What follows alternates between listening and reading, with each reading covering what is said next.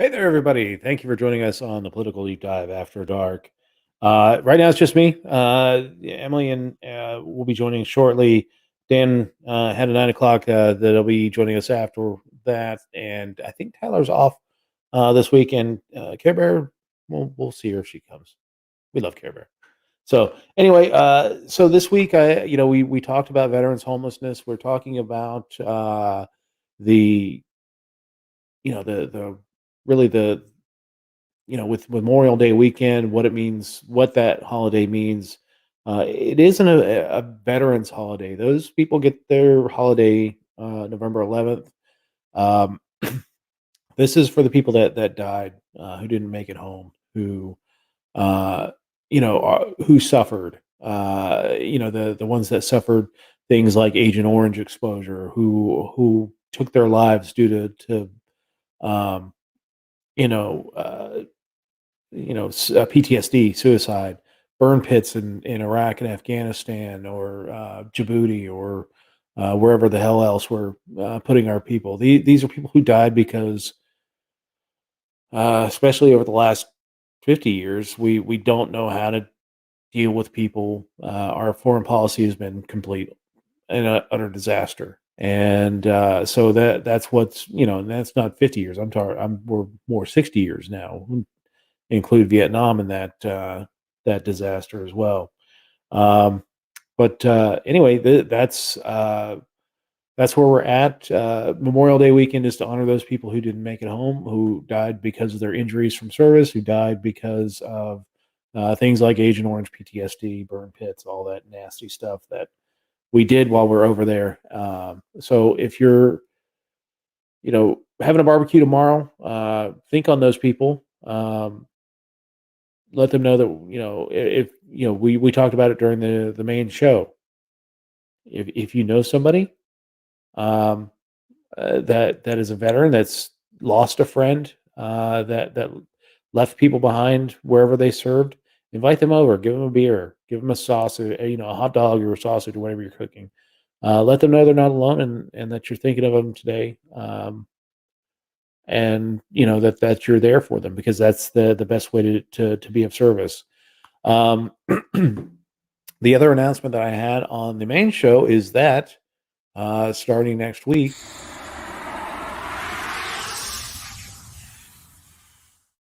yes, we are moving to LPTV.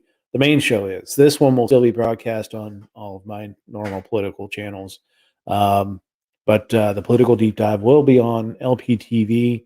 The first episode will be from Chicago. Well, we're going to record some interviews with the members of the LNC that are there in Chicago doing the LNC meeting, the spring meeting for the LNC, which is our first in-person meeting since September of last year, when we met in Minneapolis. So prior to two meetings, one was going to be scheduled for the Northeast in March, and that got canceled. And the one for Los Angeles was canceled as well, and done online. So yeah, I'm excited about moving to LPTV, bringing our and we got a guest coming. All their devices are not connecting. Uh-oh. Oh, there she is. Emily! How you doing, bud? Hi. How's it My going? computer's being super slow. That's all good. I know the feeling. So how you doing? I'm hanging in there. I'm just off of an 8-hour shift at work, so I'm a little Ooh, tired. yeah. It's all right. But the cool thing is, Hmm. I can still see a little bit of daylight behind you. Yeah. Isn't that great? We're not Hmm. quite we're not quite after dark there. Not quite. Not quite. We're getting there. It's after dark here, but that's fine. We got cicadas screaming outside of our door. I feel them. Yeah, yeah, exactly. Um, yeah, that's the big thing that's happening in my neck of the woods is the cicada invasion, the brood 10, whatever this thing is, popping out after 17 years. I think I would scream too It's if I was. gross. Yeah, emerge from the dirt after 17 years just to scream your life away. I mean, Hey, it's relatable. yeah. But anyway, I was telling everybody about moving over to LPTV for the main show Yay! on the 6th, and we'll be doing our first show on with LNC members. I know at least I'm talking with Tim Hagan, who's the LNC treasurer, and hopefully some other folks. I'd like to get Eric Rodsep, who is the one who actually invited me to do LPTV, and talk with him. He's a great guy. Nice. But yeah. So we're moving on up. Moving on up.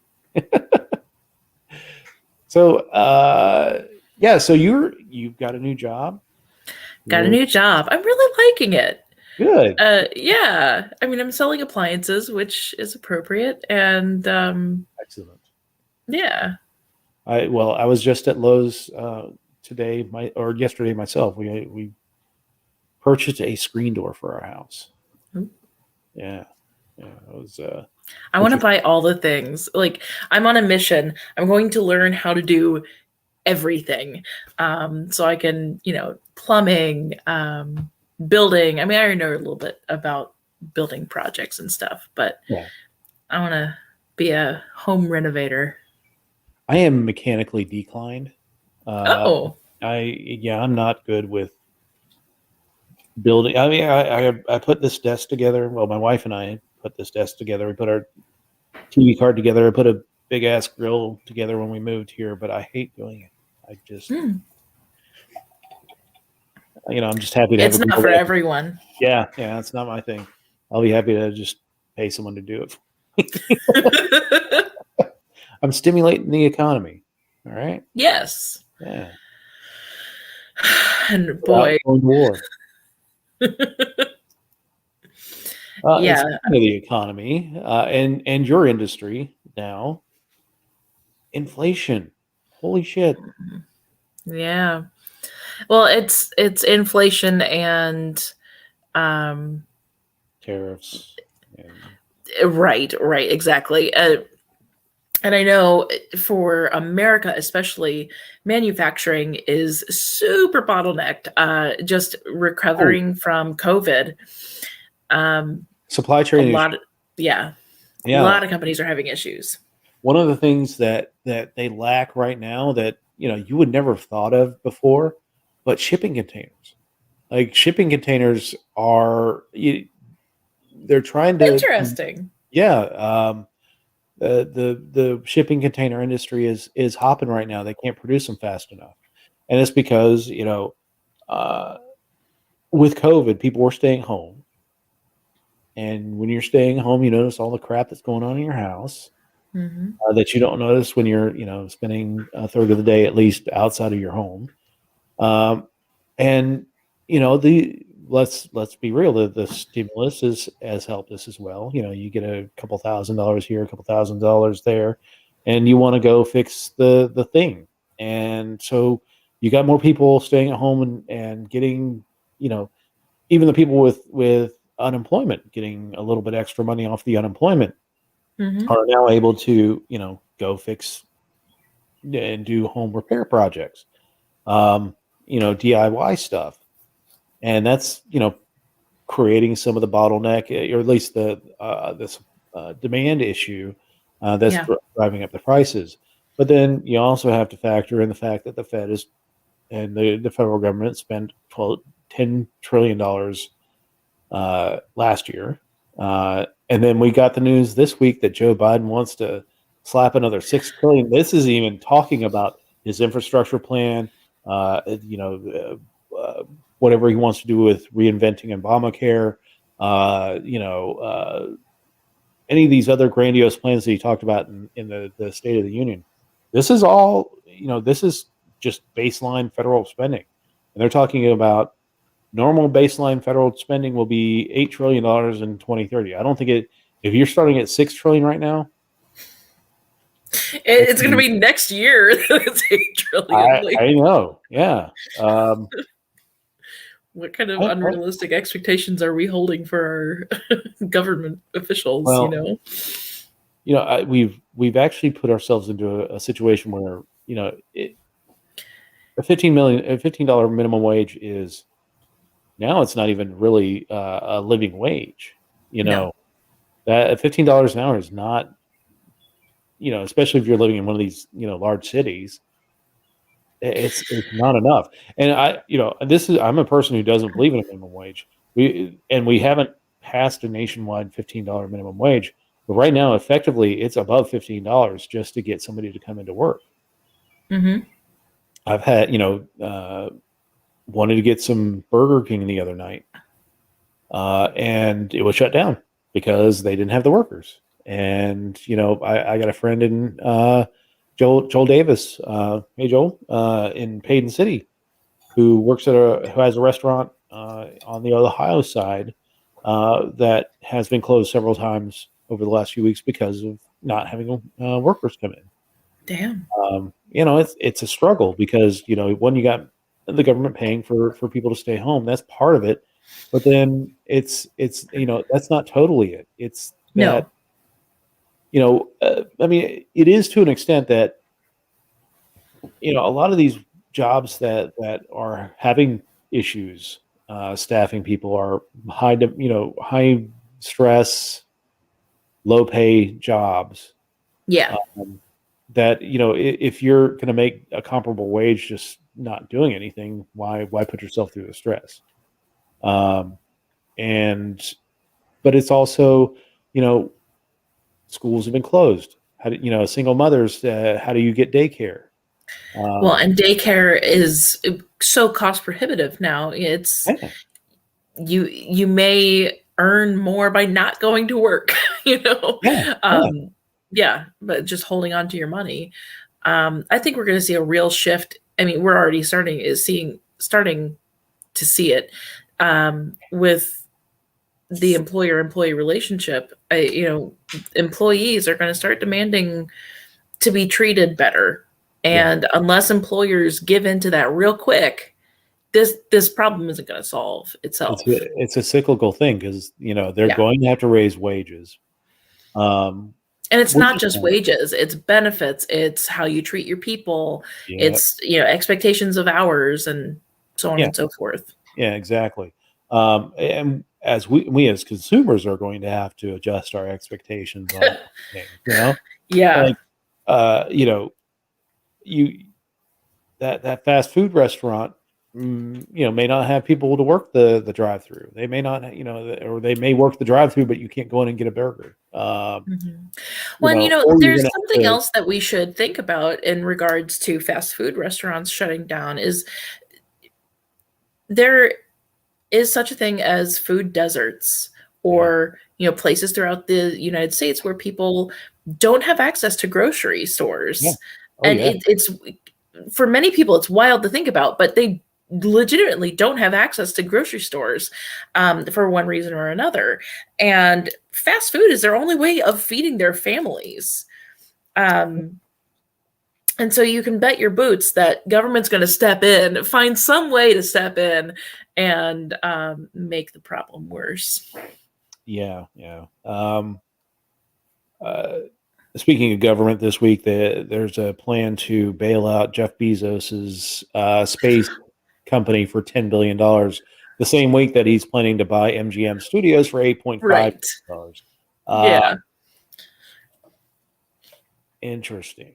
Yeah, But it's like not related. Shut yeah, up. totally not related. Like, never mind the man behind the curtain. Don't think Right? about him. And at what point are we just gonna? I mean, okay, so I'm gonna say, like, what point do we just say, "Fuck you guys, stop it"? But then, what are we gonna do about it? I know. I mean, here's what happens, and it's going to be very predictable. Um, the all the money that we've been printing, the fact that we're going to have to start raising wages, which means we're going to have to start raising prices, which means you're going to start to see inflation hit even more, which means wages that you just put in place are not going to be a living wage to feed a family on, and it's Mhm. just going to be this cyclical thing where you're not going to be able to fill employment. You, to fill employment, you're going to have to raise wages, and it's just going to continue to ratchet up. And we're going to be in a situation, maybe not as bad as Venezuela, but maybe like Mexico, where today the dollar is basically worth 98 cents of what it was yesterday, but by 6 o'clock this evening, it's going to be 70 cents. It's like, Yeah. and people are going to start getting hurt, and it's going to go one of two ways. Either the government's going to crack down, or it's going to start saying, okay, let's try this socialism stuff. It's going to go whichever way they think will benefit them via either money or power. Yeah. Yeah. So, and when will these various economic bubbles start bursting, and what's the ultimate impact? Yes.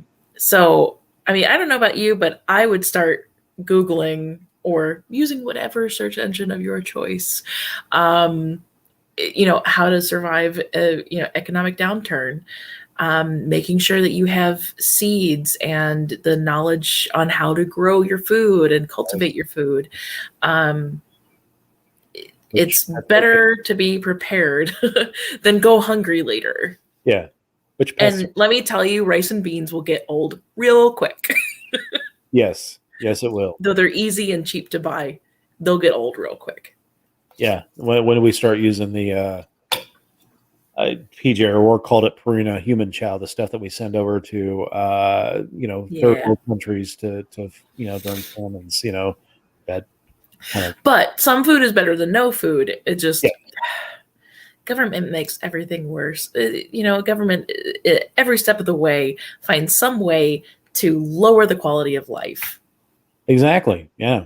By distributing it to other people with more money and more power. Yeah. And here's the thing, like, people say, well, let's just get the libertarians in power, and I don't know if you want that right now, because this is I don't know how we stop it. Like, Yeah, this it'd be like train's already going off the cliff. it's like five people standing on the beach watching a tsunami come in. Like, how do you stop that? Let's run the Yeah. other way. Right. Yeah. And then if Those we do best we get could. a libertarian in office, they're going to get the blame. Yeah. Yeah. Exactly. So when Yeah. it's history has shown that freedom works. Freedom supports the individual in every possible way. So yeah, at this point, when the train is headed towards the cliff and the brakes are torn off, and I don't feel like being a martyr. No, I don't want to be. Yeah. You don't want to be the person holding the bag when the bomb goes off. Like, Yeah. there's no good that can come from it. Right. Um, And we're so naive and optimistic, though. If we were handed that torch in 2024, we'd gladly take it, right? Consequences do be all the damned. things. Wait, what? Mhm. Okay, Yeah, great. not that I mean, let's give it a good old college try, sure, but I don't know. I don't see a way out of it, but I'm not a trained economist. Uh, you know, we can get Tarnell Brown on here sometime, maybe, All because right. I'm not the most trained economist either. I just, you look at the stuff and look at history, and can see this train coming. Uh, Exactly. Every student of history sees the patterns repeating themselves. And I just like, there was a picture of a woman in Germany when the inflation was real bad, pre-Hitler. yeah, And she was using money to light her stove because it was cheaper than whatever fuel she needed. yeah, absolutely. I mean, I've got my, I'm gonna whip my nerd dick out right now and just say, I've oh I'm a stamp collector, and I've got uh, a bunch of Weimar Republic stamps that they couldn't print stamps fast enough to hold up Mhm. the amount of money that as it devalued. So I've got stamps that were like 3 or 4 marks that were devalued to like 18 trillion Yeah. Deutschmarks. And you're like, wow, that's a big number, but it was worthless. Yeah. I have a $100 trillion bill somewhere from Zimbabwe, We bought it for Zimbabwe's the same way. $5. Yeah, Zimbabwe's the same way. Actually, those have gotten up in price just because it's that freaky novelty. Uh, Yes. Here's a reminder of where we're headed. Give me money uh, for it. if you don't follow this guy on Instagram or Facebook, Drew Binsky, who does a lot of travel videos, his goal is to go to every country on Earth, and he's been to all the you know been all across Europe. I think there's only like 2 or 3 countries he's not been to yet. But he just did a series on Venezuela. He went to Venezuela recently, and he tried to change $100 bill, and they couldn't do it. But yeah. Like they had to go like several stores, and they were like, we don't even carry the bolivars anymore. And they went to one store, and they were like, yeah, we'll give you these bolivars, but they were like out of date bolivars that were only 20, 30 bolivars versus the 25,000 bolivars and the 50,000 bolivars, which is the highest denomination they go up to. But I mean, it's like, he looked like a big baller with the big stacks of cash, and it was essentially, $60. I went to Mexico when I was a senior in no, freshman in high school, or sophomore. I was a sophomore. Get Um, it right, Dave. We're I, going to check. it was, well, they talk about cannabis being bad on, well, that's long term memory actually. So Speaking of cannabis, it's time for yay, me to. there you go. Get it together, West Virginia bastards. Right? Uh, but we went to Mexico, and I think I had like 78,000 pesos that I got brought back over. Um, I took it to school because I was learning. I was in a Spanish class, and I was like, "Yeah, I've got 78,000 pesos here." And everybody's like, "Ooh!" And I was like, "Yeah." I looked it up. It's like $28. I was like, I wouldn't change it to the local bank, and like, Well, I think it's funny the anecdote where you can go to the dollar store and buy a bag of pennies of 100 pennies for $3. Like, okay, fake exactly, pennies are worth more than real real ones, pennies. yes. And that's it's shocking, but it's real. It completely is real that our little plastic money that kids play with is worth well more than our real pennies. Yeah. Uh, yeah, uh, but the whole economic situation in this country is so. People are like, oh, well, Terrifying? yeah, it's absolutely terrifying. If you are a student of history, this is white knuckle on the edge of the seat type stuff. Like, Mhm. this doesn't end well. A lot of people are going to get hurt. Yeah. Um, and it's not, Jeff Bezos is going to be fine. Right. And Elon Musk, Elon that's Musk how it is going to be always ends up.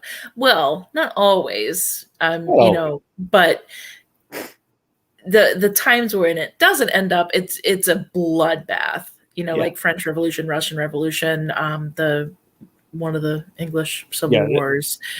That's when Yeah. it gets bad for the leadership. That's when the Right. revolution succeed. Uh, we're in a situation where when this stuff goes sideways, that's when the government assumes much more power, cracks down, and takes away your freedoms. And And that's another thing, that I think is worth pointing out. In the past, we being the peasants, whether you're middle class or lower, we've had a very clear enemy, quote unquote, to attack: the ruling class, the rich. But it's not as clear cut in a constitutional, Yeah, republic.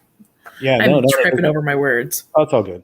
No, and you're completely right though, uh, because they've learned over the years that to protect the ruling class, protect the moneyed interests, it's better to put the people into a series of clashes amongst themselves, Hmm. divide us off into Trumpkins and Democrats, and Right. And uh, so who do we attack? You know? we attack each other.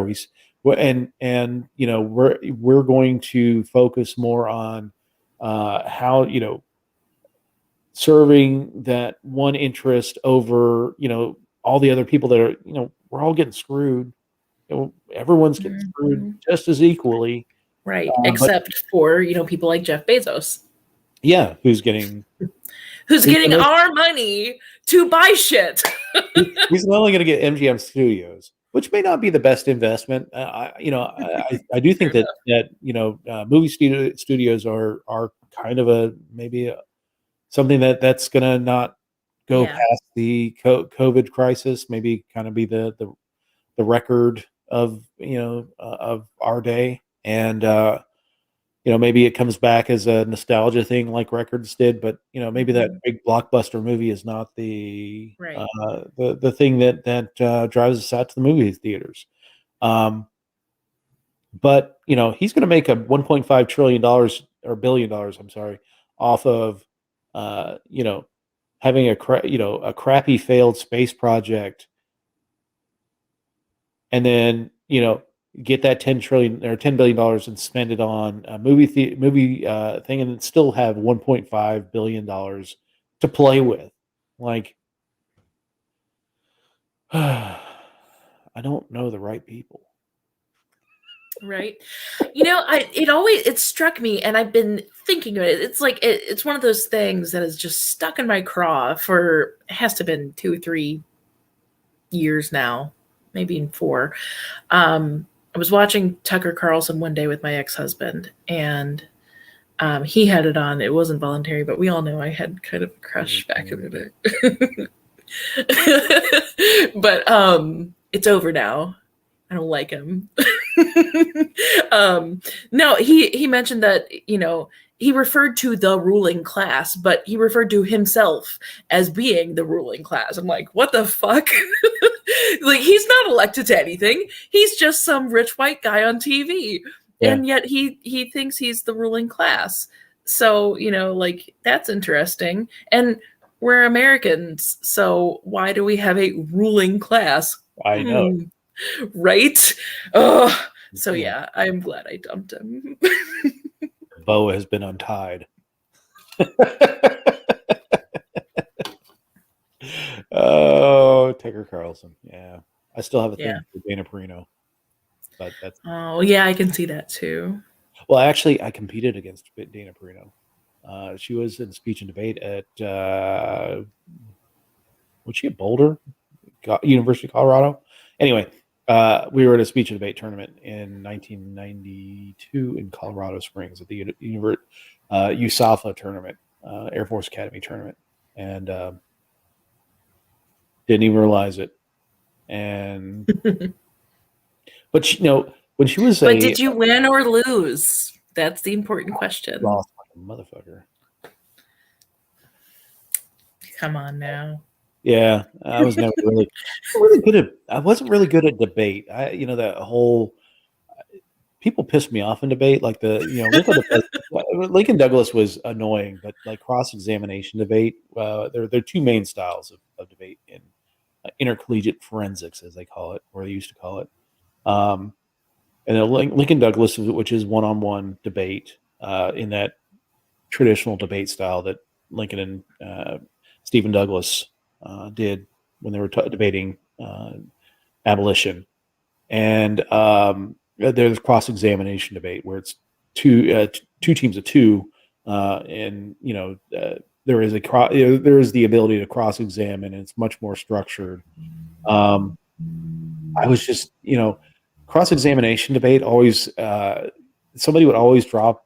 Well, this will lead to nuclear war. Like the genetic testing will lead to nuclear war. Taking a dump on Sunday will lead to nuclear war. No, that's just my dump. I mean, yeah, Yeah. yeah. It's it got me. It would just annoy me, and Well, there yeah. was one time I was in a debate. It was a cross-ex debate, and I'm sitting next to my partner, and somebody dropped the nuclear war thing, and you're not supposed to say anything while they're talking. And I went, "Oh, come on!"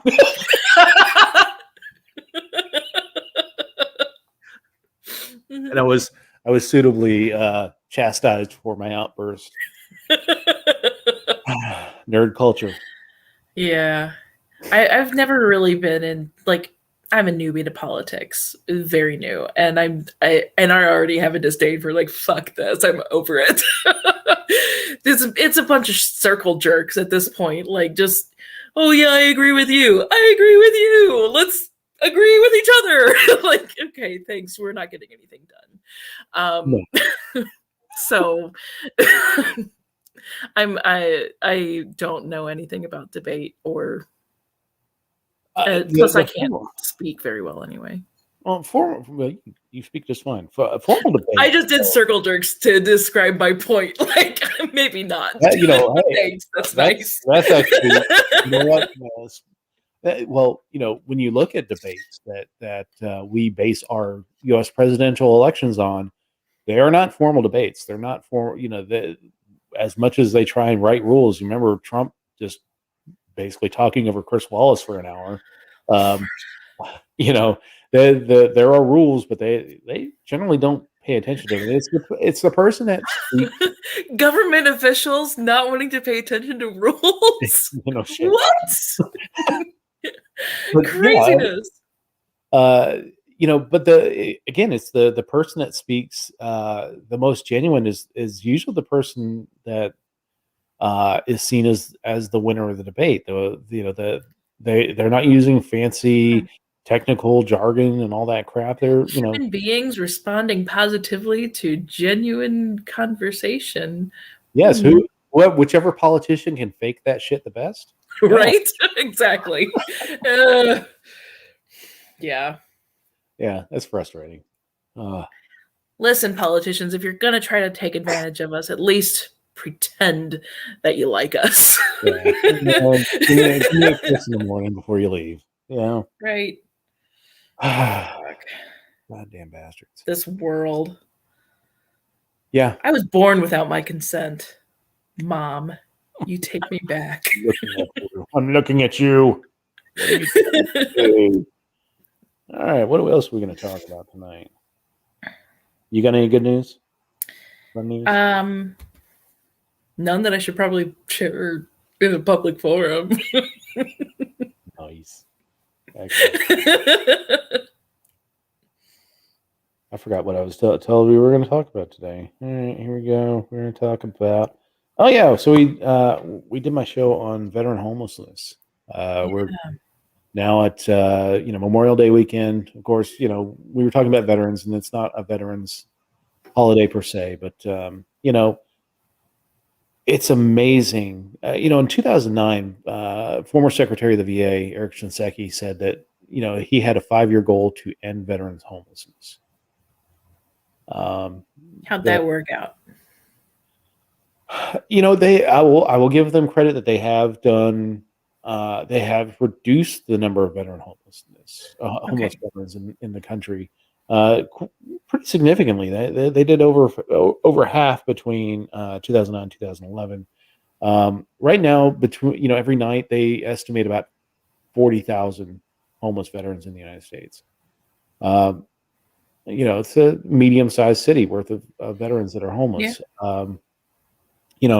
And the sad thing, and the thing that we really talked about tonight, is that veterans have access to all kinds of benefits that they just don't know about. That really, Shinseki was right. No veteran should be homeless. If you're a veteran who served, you got access to, compensation for your injuries. You got access to pension if you weren't injured in service, but you've had financial difficulties, you're entitled to education benefits if you serve 4 years, the GI Bill. You've got loan guarantee benefits so that you can get basically it'll underwrite loans, and it gives veterans access to housing. You've got vocational rehab. They changed the name of it recently, but vocational rehab benefits where you can get trained to do new jobs. Um, but the problem is, a lot of it is the healthcare, the fact that they can't get mental health services quick enough, or we were talking to Rob, and the closest VA hospital to Wheeling, West Virginia, is in Pittsburgh. That's an hour and a half, Oh. and they don't have a community-based outpatient clinic, which is, if you don't have a VA close to you, they'll try and put these what they call C-box closer to the veteran population, and they do a lot of the specialty services like mental health treatment and things like that. Um, they don't have. Wheeling's not a small town. It's shocking that they don't have any of those VA services there. Um, Hmm. and one thing that West Virginia is known for is that the percentage of our population that go on and serve in the military is the highest in the country. Really? West Virginians have always served in the military. It's and it's percentage wise, like raw numbers. It's probably California, Sure. Yeah. Yeah. but percentage wise of population, it's West Virginia, because one, you have an economically depressed area, and two, and this goes back World War I, World War II. The choices to either go down to the coal mines or serve your country, go overseas. Um, and that economy in the state has just been going downhill ever since. So now the only way to get out and make sure that you are kind of set up in life is to either join the military, go to college, and leave the state. So that's why West Virginia has the highest percentage of our population that goes to serve in the military. Hmm. But yeah, it's sad that we have those resources, or that we have that many people, but the resources just aren't there in a population center like the Northern Panhandle, and Wheeling, that they would have to either go to Pittsburgh, or down south to like Clarksburg for medical. So how far away is that? Pittsburgh's about an hour and a half, but there, Oh. that's not even like I grew up in New Mexico. Let's say your closest VA hospital, if you're in Tucumcari, is in Albuquerque. So you'll have to drive all the way out to Albuquerque to get service. Um, they've And loosened it up if a little you're bit. struggling, getting there is hard. Yeah, I mean they do. If you have a VA appointment, you do get reimbursed for your mileage, like 58 cents a mile, which is If you not. can afford it up front. If you can afford it up front, but you also, if you have a vehicle that can get you there, I mean that's a hard drive. Uh, Hmm. Desert conditions, high desert conditions. Um, you know, not to mention the fact that if you are a person who has some. Ooh, I got a comment. Hello, can I call in? We don't really have calls. First time caller, long time listener. But we don't have a whole lot of services.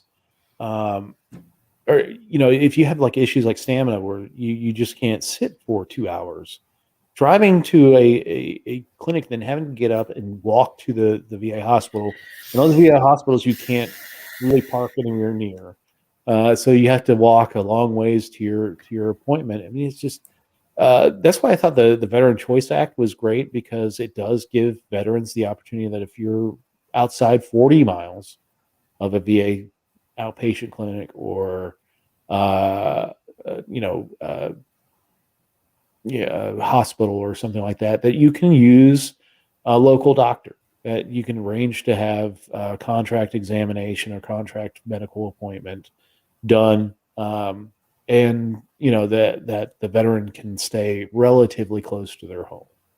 Um, and there's talk of doing away with that because that was something done by the Republicans. The Democrats are, kind of big on the whole universal health care and, forcing us into, community hospitals and all that stuff.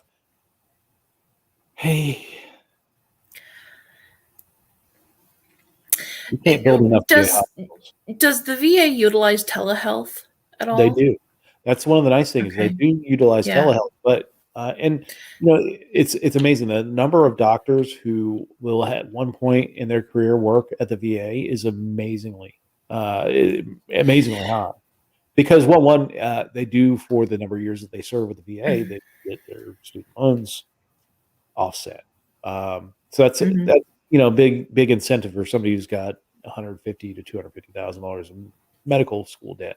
Yeah. Um, One of the keystone books in PTSD, The Body Keeps the Score yeah, by Dr.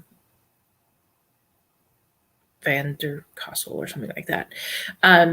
He talks about in the beginning of his book that he did quite a lot of time at a VA hospital, and that's where, really where they started learning about PTSD and its effects on the brain. It's actually oh, a really good book. I recommend it for lots of people. I'm just responding to this guy. I won't even call it the positive, but the thing with um, you know the 30 years of constant war that we've had and all the Yeah, PTSD that the veterans coming back is that the VA has been really has really developed a lot of skills when it comes to uh, dealing with PTSD. Now, I will disagree with them in that they need to be allowing veterans to use cannabis, to use psilocybin to deal with some of the, especially the psilocybin on some of the more aggressive cases of PTSD, where it's medical research has shown that it can help. yeah. Um, Well, and the more research, that's a catch 22 as well. The more research that's done and published, the more that government will get on board. But guess who funds most of the medical research? The NIH, the CDC. It's not just big pharma. And why would big pharma fund these studies anyway for cannabis and psilocybin? Because they're natural. So big pharma won't fund it, government won't fund it. So yep. where are we getting the money for this kind of research to be done? Yeah, yeah, and that's the hard thing is that like, well, we don't have any medical evidence that it actually worked. Well, because you're stymieing the medical Well, evidence. actually, Israel has a lot of evidence. Why don't we accept? Like, if we accept, you know, You um, know, at yeah, least some payment for the $3 billion we give them annually. Give us your medical research, please. yeah. And actually, I think a lot of it is accessible. I think we just don't necessarily um, believe it because it's not American. Yeah, yeah, and it's not just psilocybin; it's cannabis. They're researching into cannabis, Right. its cancer curing properties and things like that. The Israelis have led research on that for years, and Hmm. yeah, so Decades, it's out even. there. It's out there, and they just don't want to use it. So Yeah. Yeah. Because fuck us, we're just yeah, peasants. yeah. Well, we don't. You can't. Uh, they try. You can't put a patent on cannabis. You can't put a patent on psilocybin. Um, you know, they'll try and or Yeah. just keep it I don't illegal. begrudge anyone a buck, but I do begrudge government a buck because Absolutely, it's never honestly earned. exactly. Yep, yep. But yeah, so if you're having a barbecue this tomorrow, and you know a veteran who's lost somebody this year or lost somebody in combat, invite them over. Let them know that you care about them, and because this is a hard time for veterans. They especially those that have lost battle buddies overseas, and this is the one of the times of the year that it forces them to think about that, and it triggers a lot of veterans who are near the brink anyway. So And do please be aware that fireworks sound very similar yeah, to artillery. yeah, and I don't know. Growing up in Albuquerque, please don't shoot off your back porch. Uh, Yeah. whether it's Memorial Day weekend or Fourth of July, or one, it's dumb. Project, what goes up comes down. People can still get hurt, and two, that veterans and pets hate people doing that. Uh, Mm-hmm. you know, nobody, no, I'm not impressed with the fact that you spent $20,000 at the local fireworks store to Well, I'm burn impressed down by the that, but local neighborhood. Yeah, but right. it's usually because they fire a rocket into somebody's house, but accidentally. But yeah, just be cognizant of your neighbors, and let them know you're thinking about them. Be there for them. Don't be a nuisance to them. So, uh, let's see, what else were we going to talk about tonight? We can talk about Dan because he's not here. Yeah. We can talk about your Pompeii action figure that you sent us.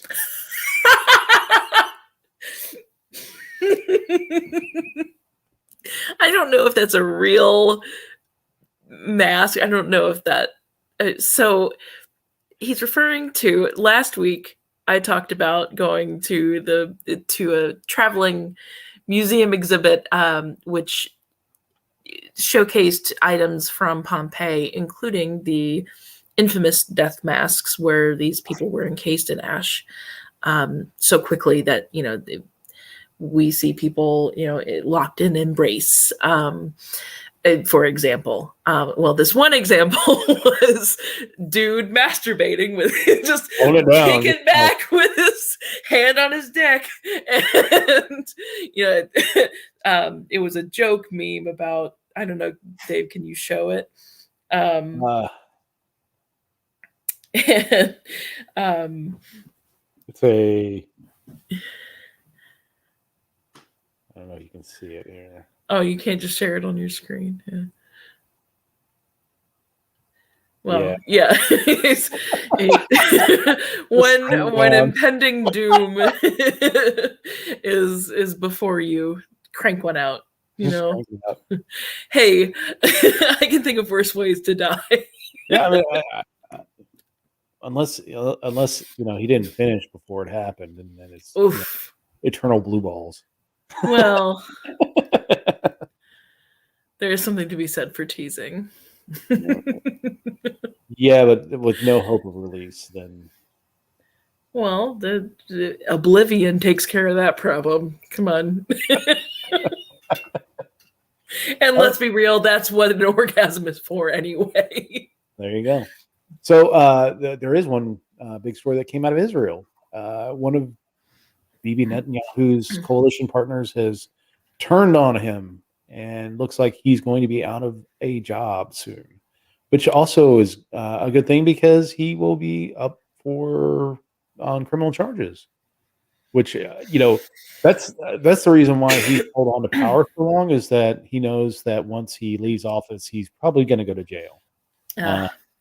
So that he's kind of like the old Italian Prime Minister Silvio Berlusconi, who would run for prime minister or run for president because politicians are shielded from being convicted of crimes.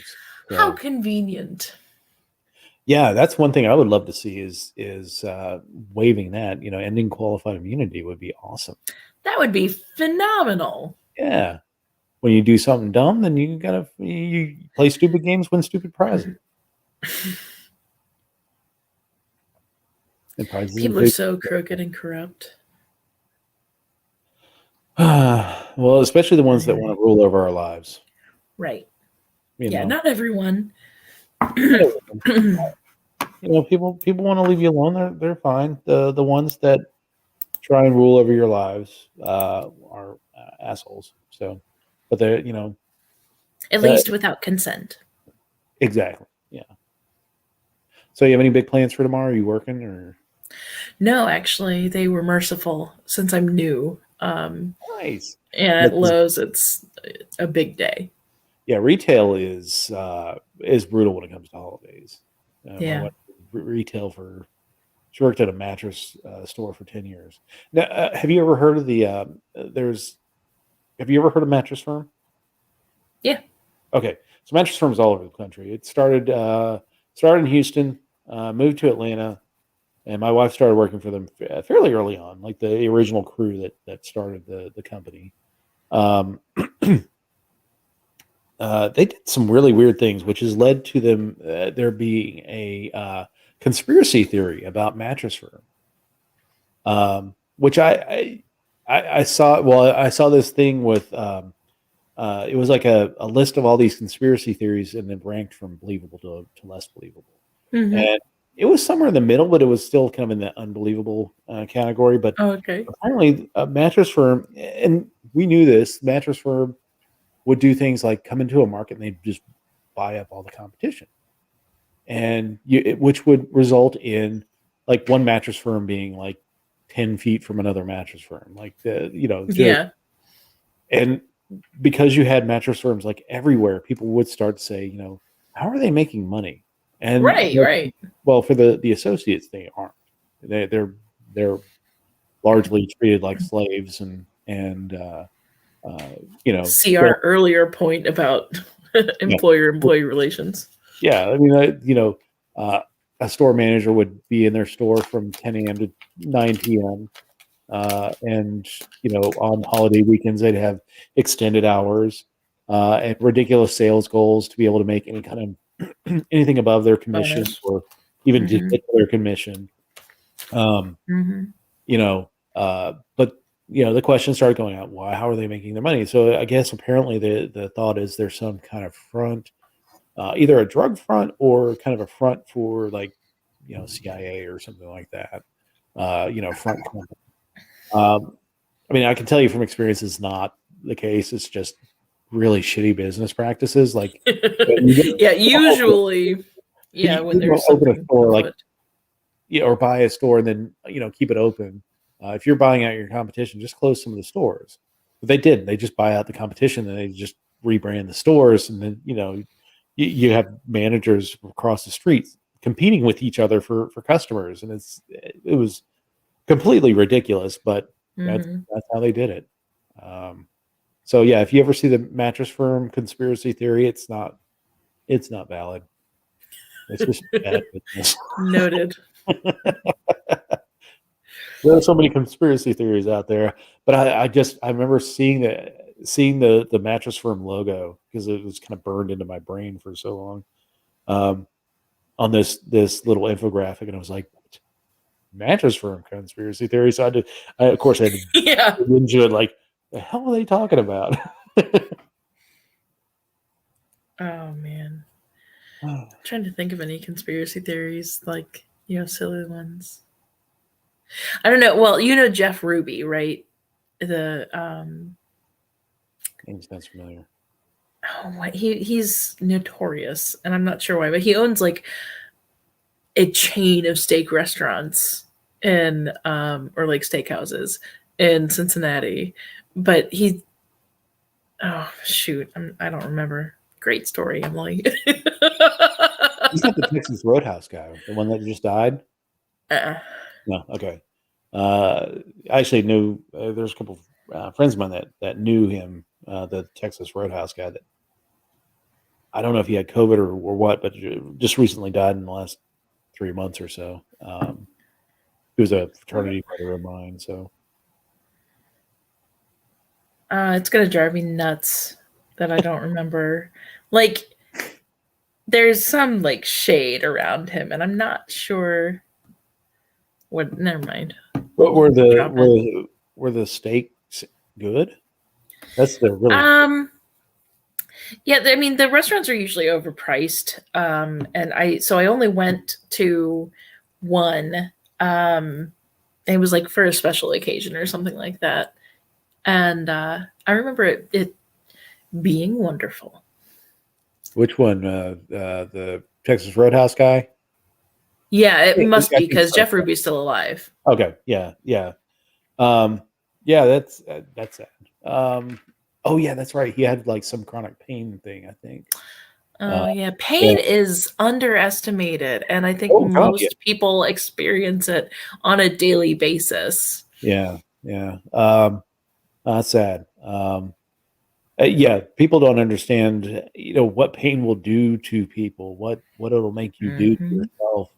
Um, there's a reason why opioids, one, they're addictive. Two, the They pain help. yeah, they help the pain. It just, it's the more you use it, the more you need, and that's the cycle that it gets on. Yeah. Oh, it was tinnitus. That's what killed him, or that drove him to, yeah, Oh tinnitus. yeah, yeah. I'm like, I didn't realize tinnitus could kill someone, but if it drove him to kill himself, yeah. Yeah, tinnitus. Gosh. I've got it myself. It's a constant ring, which is why the cicadas haven't really bothered me that much because I've got this constant ringing in my ears. So it's like, it kind of drowns some of that out, which is You carry honest their screams with you all the all time. the time. Yeah. So I've got it to an extent. It's the one. It's a condition that you can't. There's no diagnostic test to prove whether you have it or to what degree you have it. Huh. If you're a veteran, if you claim tinnitus, you're just going to get. I mean, if you claim tinnitus and you served in an MOS that you know were exposed to loud sounds, you're going to get 10% service connection for it. Just out of the, there really isn't anything that they can do to prove whether it's Huh. even worse or not. Not it's just a straight 10% service connection, but tinnitus is, yeah, I could, I mean, it's never been that bad for me, but I could see if it gets worse and worse and worse, I could definitely see where it drives someone to self-harm. Madness. Yeah. Yeah. Yeah.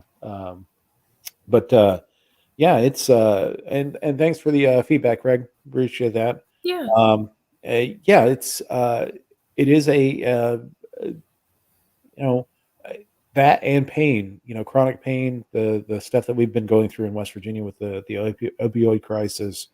Um, you know, the thing with the opioids is that these things were originally cancer drugs. Like if you were Yeah. experiencing pain from cancer, they would OxyContin and that type of stuff would be prescribed for that.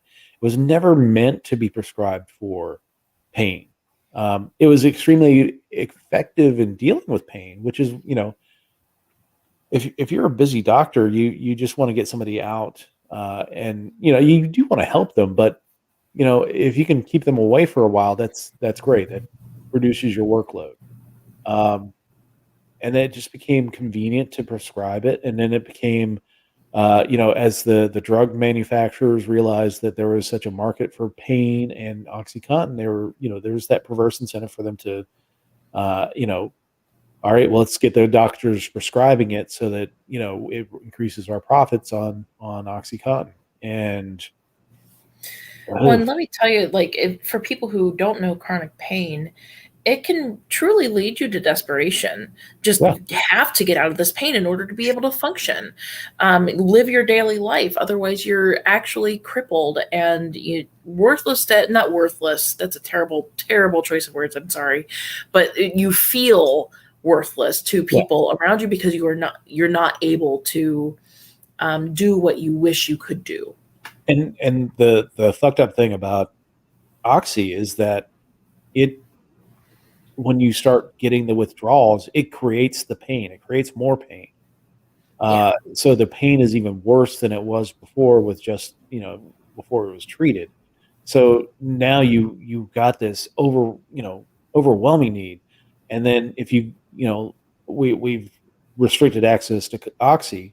Um, So now people are being driven to, heroin and methamphetamines and things like that to deal with their pain. And it's, now you're in the black market. Now you're into quality, and that's why you're seeing all the overdoses and things like that. Mhm. That's, or the fentanyl that's coming into the market, the black market fentanyl.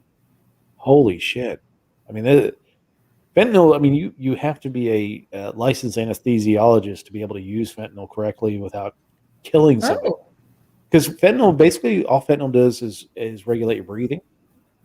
I mean, it's a very powerful drug, but it impacts your breathing. So, and the reason why you go to sleep in with the fentanyl is that it slows your breathing down, and you are induced into sleep. If you use too much of it, it stops your breathing and you die. That's why yeah. that's why you see all these Wow. bad batches of drugs with fentanyl in them that are killing people right and left.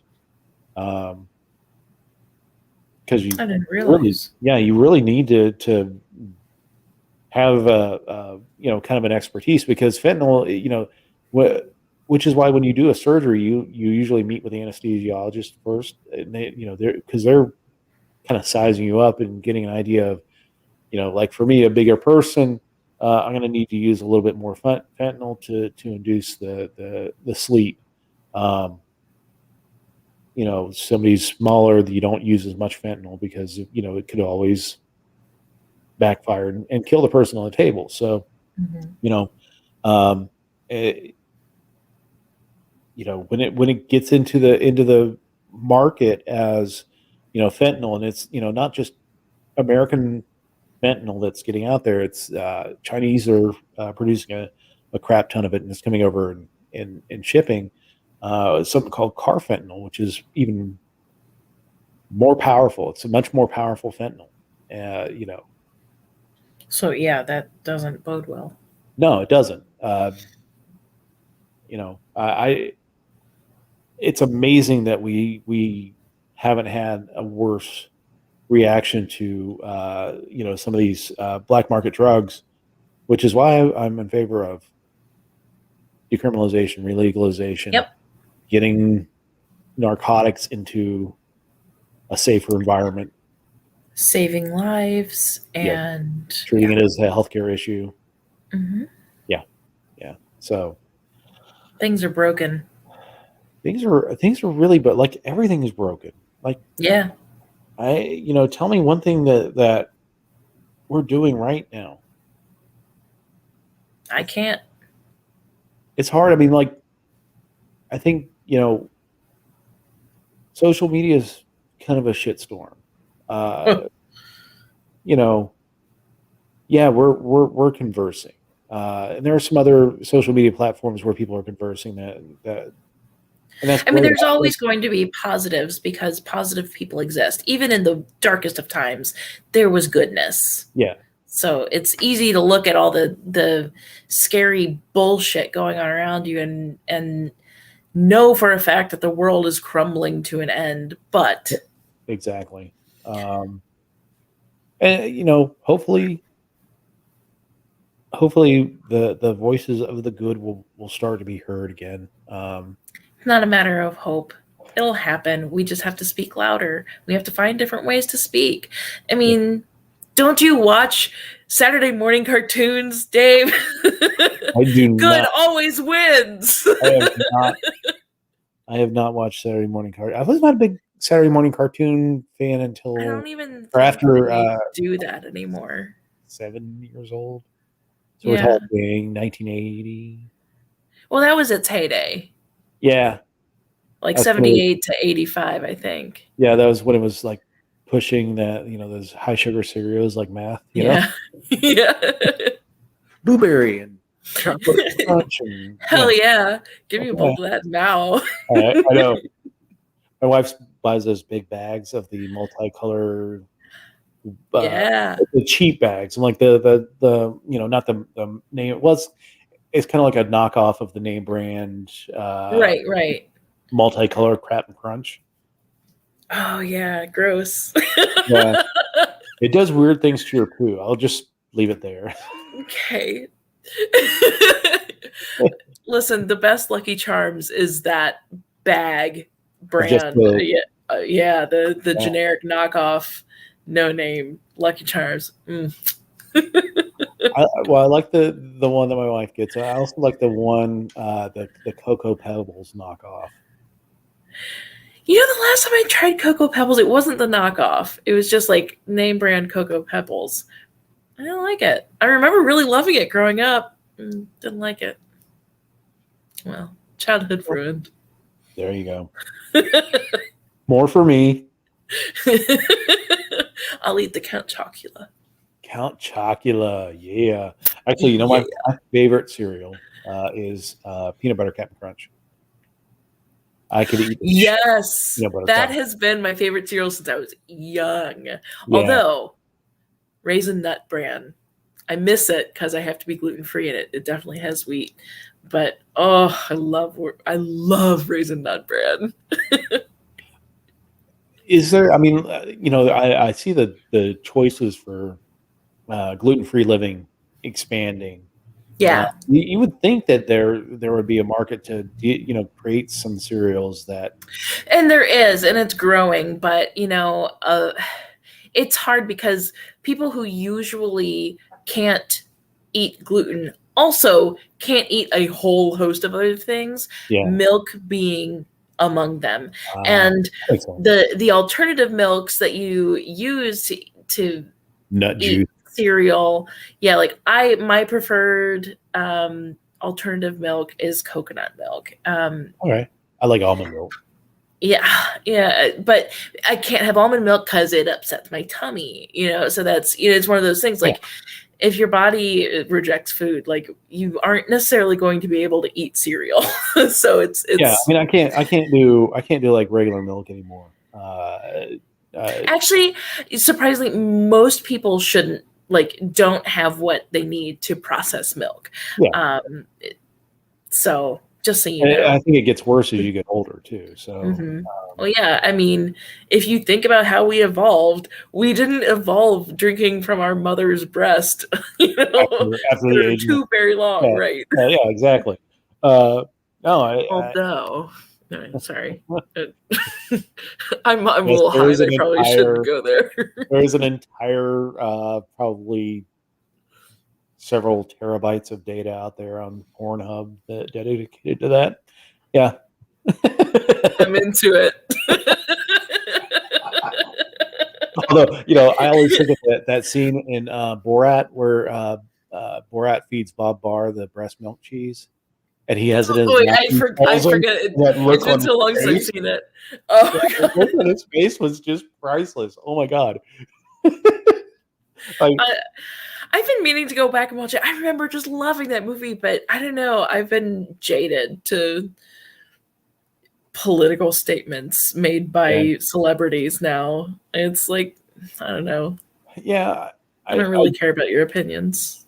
Yeah, and I actually that movie was just it was funny because and when I first saw it, I think I was still a Republican, and it was Yes, so same. militantly anti-Republican, but it was funny as shit. I loved that Yeah. movie. Um, I mean, yeah, would I love to see Sacha Baron Cohen do a Borat that focused on the Democrats and their bullshit? Sure, but that's Yeah. what that Project Veritas is. That I'm makes not me laugh familiar too. with that. That's that the organization. It's a guy that does a lot of gotcha videos on. Like they did one on Planned Parenthood. They did one on. They're the ones who got that lady from Planned Parenthood to say that they were selling child body parts for science. Um, Oh. yeah, I mean, it's I'm glad I don't watch the news. Like, let me just yeah. I say. mean, they basically got the Acorn organization, which is an old African American organization, shut down because they were a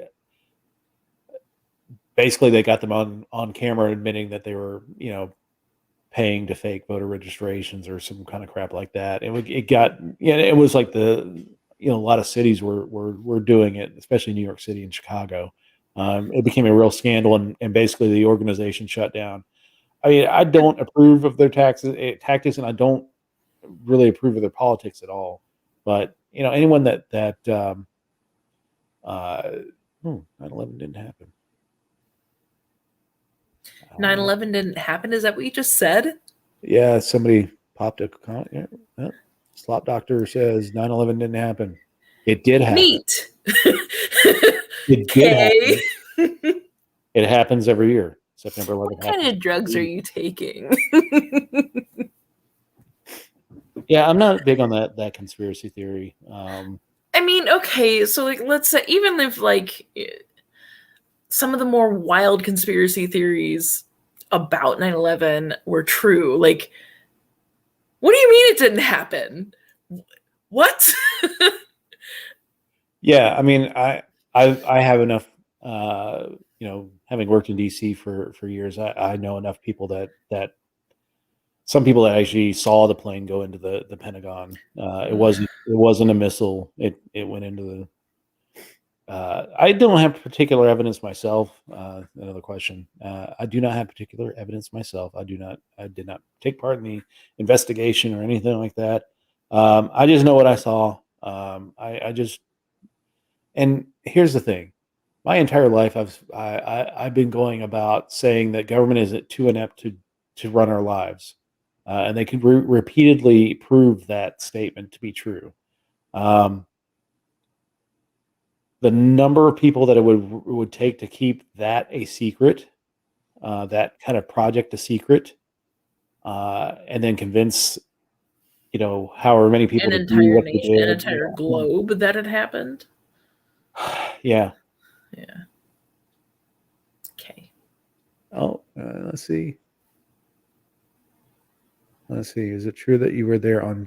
I was not in. I was not in DC. So with COVID, I've been working from home for years. So a year now. So I might be going back soon, but we'll see.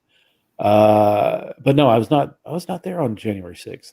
And if I would have been there, I would have laughed at those fools and called them morons.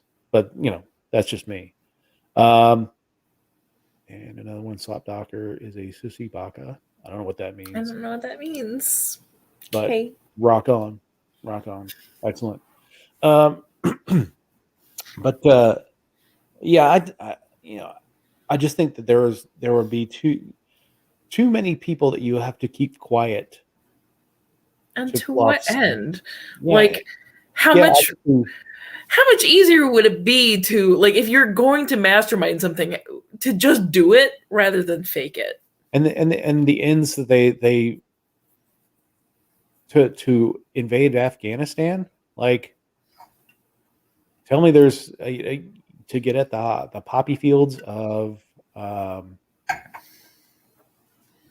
let's see, do I play Fortnite? No, I do not play Fortnite. Uh Interesting question. Okay. So I the prize to do it, yeah, you could always make the case about the military industrial complex and yeah, we've been in war in Afghanistan for over 20 years and continue to funnel billions of dollars into that, over $1 trillion into that bullshit. So you can make that case, but you really wouldn't have needed to pull off something on that level. We could have done that in '98 with the embassy bombings. We could have done that with in 2000 or in '94 when they did the World Trade Center bombing the first time.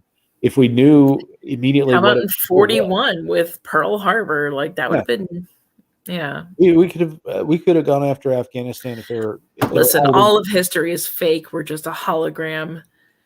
Deal with it. Oh God, if this was a hologram, they need to reprogram this motherfucker. Like, Well, we're in a multiverse, so you can theoretically create this universe however the fuck you want it to be created, and it will split off into a different universe. cocaine and I'm high. Cocaine and hookers. Hell yeah. Yeah, I'm gonna start imagining myself a much Dave's Pleasure better reality, Yeah. winning lottery tickets. I am the new Jeff Bezos. He I just would got like to buy a movie divorced, though. studio. Can That's you go sad. government $10 million, please? Don't pick someone else's life. That's totally lame. Pick your Yeah. own and live it. Yeah, that's true. Anyway, so I asked you earlier, no plans for tomorrow? No plans for tomorrow. Walking my dog, doing chores, practicing, because I'm trying to amp up my opera singer game again. Ah, nice. Yeah, Excellent. yeah. You have like a local operatic theater type place in Decatur? Not for opera, no. But I'm just like 3.5 hours or so away from Chicago, and they have a world-renowned young artist program, and a girl can dream. I gotta get my shit together real fast though, because I'm 36, and you age out of those things. So I think last I if I'm recalling correctly, it was you age out at 40. Yeah. Which is in opera, you're still considered a young singer, especially for someone with my voice type, because bigger voices don't actually mature until you're 35 or so. Well, there you go. All Yeah. right. Yeah. Right on. So wish me luck, please, everyone. Yes. I need it. I hope to someday see you in Chicago. Yes, but it won't happen this LNC meeting. I'm working. I know. That sucks. I know. I know. I'm going to be so close to you. Y'all come visit me in Decatur. Well, I've got to take Jared to Indy. He can take a detour.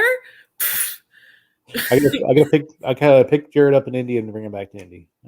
That's not too much of a detour. It's only like 3.5 hours. All right, it's a big detour. Yeah, it's like I'm driving 10 hours. Like 3 hours is my wife will kill me.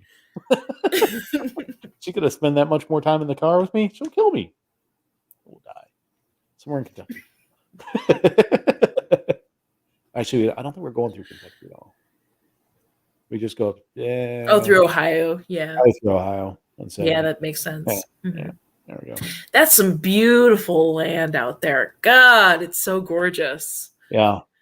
I'm digging the summer thunderstorms of Illinois. Like, I'm all about that shit. And I like the snow. Are you getting the afternoon? Is it afternoon thunderstorms you're getting? Yeah. Nice. I love those. Yeah. Oh, yeah. The big, fat, heavy rain and the huge booms that are kind of far away and so not very threatening. Although I had a lightning bolt strike in my backyard once that, like, and I was on the phone with my friend. I screamed in the phone. So, yeah. Yeah. Oh my God. Yeah, but back to the point. I miss the beauty of the foothills of Appalachia.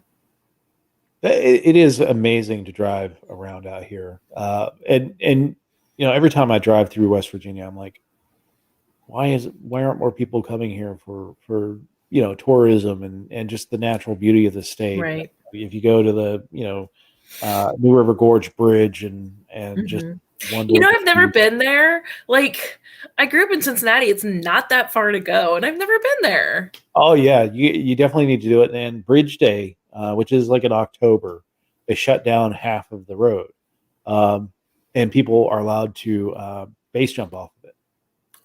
Oh, whoa! That's a big bridge. Nice. Dan's here. What's up, Dan? Hey, you gotta shift yourself. You gotta shift.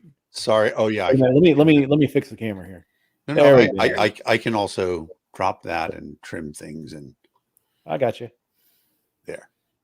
If you want to go back to the trifold, I'll look better now.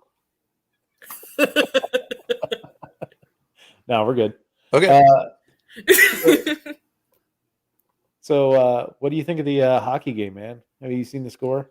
I haven't seen the score. I've been in a meeting since 8:00. Unfortunately, the downside of doing a Liberty startup is, everybody else has Joe jobs, and so the only time they're available to meet is in the evening. So, and it's trying to balance that with, my obligations to my wife that Cool. She would like to see me occasionally too, and she Yeah. also works a Joe job. Mhm. Anyway, so Sunday night, this was a good time to do a meeting, but it was a bad time. What's the score in the hockey game? It is 6-1, and they're pairing off right now. Wow. Yeah, Colorado is taking them behind the woodshed. Interesting. I love that phrase. Yeah. My brother's in Denver, and he's a huge Avalanche fan, and they are, they're a good franchise. Oh yeah. All the way going back to when they had Patrick Waugh there, and that was good times. But we could also talk about yesterday. Thought the Bruins looked pretty good. Pasternak was Pasternak hat trick, and yeah, and I have to tell you, having been in the Garden, like the when a hat trick has been scored, the pressure to throw your hat is so strong. Like people are yelling and stuff like that, and everybody just wants to do it. And I mean, there must have been 300 hats out on the ice, which was awesome. Oh, yeah. So I was very excited about that. Emily, are you familiar with the hat trick? No. So there is a tradition in hockey that when a player scores 3 goals, it's called a hat trick. Oh. And people are encouraged to throw their hats on the ice as as a tribute celebration. Yeah. Wouldn't that be silly if you were the one person who did it wrong? Like you thought they did 3, but they only did 2. So it's happened where guys score the third and then it gets reviewed and overturned or something like that. Just gonna give me my hat back. Well, the interesting thing about it was that they talked about the fact, because there's a point later on in the game where there was an empty net, and people are like, "Oh, Pasternak might get 4." And I don't want to set David off, but Bruins being an original 6 team, they've only had one other player score 4 goals in a game, and that was Phil Esposito. Espo. That's famous, legendary. I actually know that name from the Bad News Bruins. They were fighters, they were scrappers, they were great hockey players, and so I thought there was a chance that might happen, but instead, David's guy, Taylor Hall, got the empty netter. Mm-hmm. Mm-hmm. But it was, I was pretty psyched about that. I thought that. I think that's all Taylor Hall's scored in Buffalo was empty netters, like one legit goal and one empty netter. Well, 18,000 people too in the Garden to see the game was just phenomenal. That was totally yeah, that's the great thing is that you're starting to see fans back in the buildings. So I watched a little bit of Indy today, the Indianapolis 500, and they had 118,000 people there. Now, obviously, a car, a 2.5 mile oval is a lot bigger than any other football arena or basketball arena or anything like that. But no, it was crowded. It was packed. And for what is normally, in my personal opinion, and I have some good friends from Indiana, but among the worst of all sporting events, because, you just go around in a circle. There actually was some pretty exciting drama because in about the time of the first pit changes, one person came into the pit. It's about to get more exciting, Slop Doctor. Wait till I start talking about your mama. That is such a terrible joke. It is, and I normally never say things like that.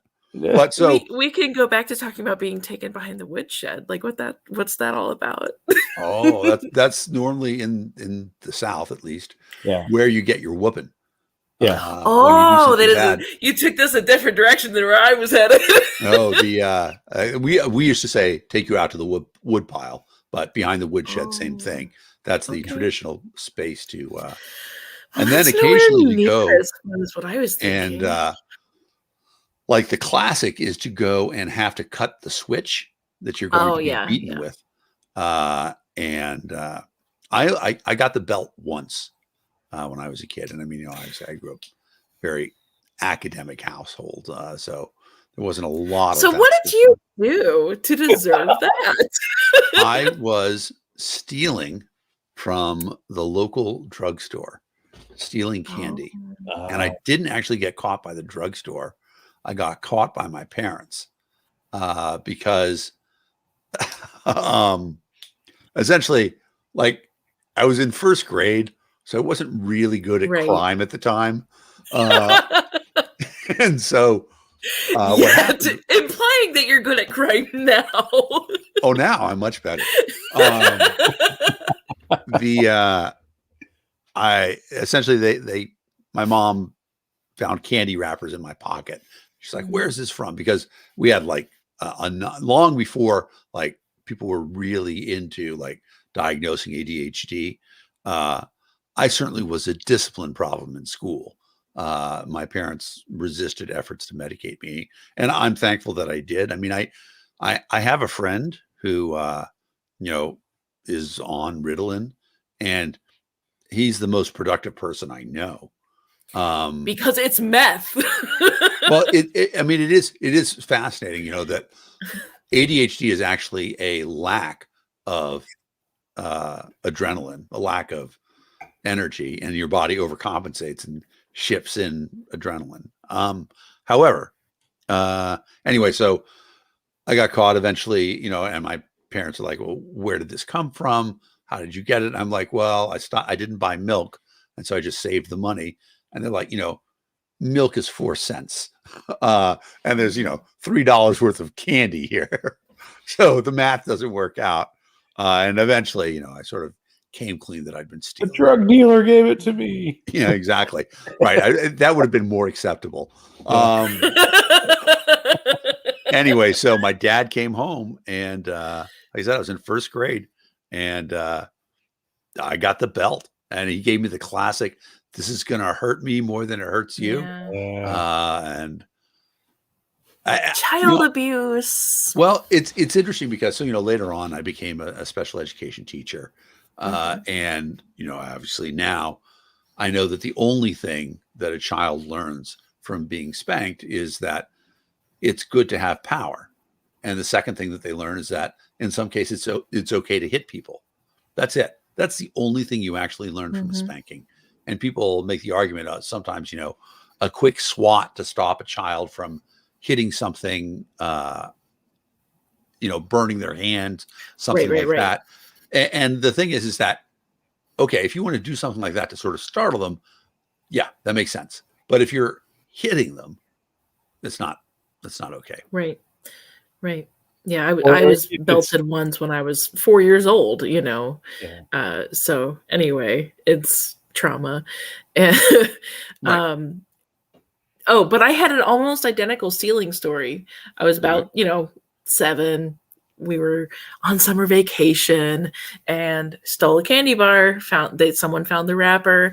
My mom marched me back to the store with money in hand, and I had to speak to a store owner and apologize. Yeah. And the woman didn't let me off either. She was like all in it with mom, and she was like, "You know, we could call the cops on you," like to a 7-year-old. Yep. So anyway. That's yeah, I mean, I had a bunch of run-ins with my parents, and then the law at various points in time. I mean, the law, long before I knew what libertarian was, I knew that I thought that laws that didn't make any sense. You know what happened actually was, so I was reading really early, and in 77, so I was 10 years old. We moved into a new house in Woods Hole, Massachusetts, and there was a copy of On Walden Pond there. And so, you know, I read that, and Thoreau's all about civil disobedience. And, you know, later on he writes on civil disobedience. But, you know, that idea of unjust laws, you know, that resonated with me early. And there's all sorts of shit that I mean, it's interesting too, because I certainly resisted a lot of stuff, things that I look back upon. I regret. My parents tried their best. And we we had a rule in my house that we were only allowed to watch 2 hours of television a week, and that was it. And so, like, I had to save it, and like some things didn't count, like Zoom and Sesame Street and all that stuff. That didn't count. Right. But like 1 hour was Always a Wonderful World of Disney, which was every Sunday night. And yes, we did that too. Yep. And then I would try to, get in some cartoons or stuff. And like one of my favorite images is so when my sister were born. So I was such a bad kid that my parents waited 6 years after my brother was born. My brother's 3 years younger than me, to see if he was going to be as bad as me. Because if he was, they couldn't handle a third. But fortunately, my brother was very non-confrontational and just a good kid. And so then my sister was born. And at that point in time, what I'd been doing was I was getting up at like 5:30 in the morning and sneaking out so I could watch television. I don't even think there was anything really good on, because, Right. there's like 3 channels. Yeah. But I'm watching television because I can watch television. Yeah. And so then my sister would make noise and she would wake my parents up, and it was cutting into my television time. So what I would do is I would get up and I would take her with me out, and and then like if I hear my mom coming, I'd get up and I'd turn the TV off. Of course, she'd see me out there with the baby. She's like, "It's so good. It's so awesome. You're so nice." And then one day she got up and she was quiet, and she came out and she saw that I was watching television.